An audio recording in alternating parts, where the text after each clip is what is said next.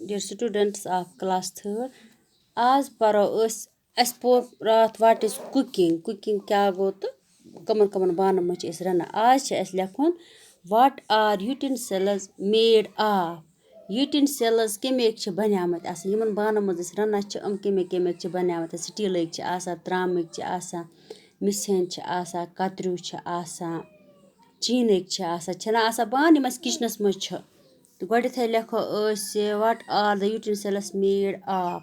गोडे लेखो स्टील छना स्टील बान आसा अस किचनस मज STEEL स्टील शाबाश.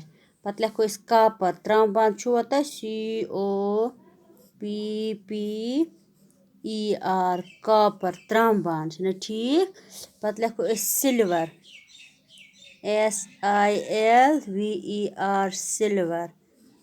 पत लेखो टिन टीनो बान तो आसा तम लीटर वीटर टिन शाबाश. पत लेखो क्ले मेथन बान.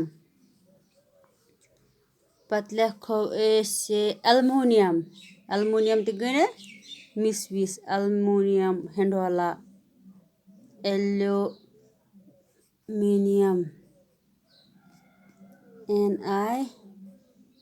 NIUM. क्या छे बान यमन मज अस खेवान छे या रना छे. Steel copper silver tin clay aluminium छना ठीक.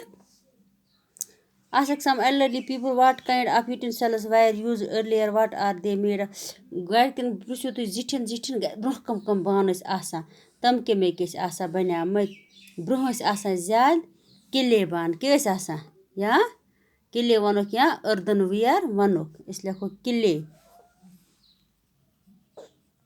katro ban is broh asa chana ठीक.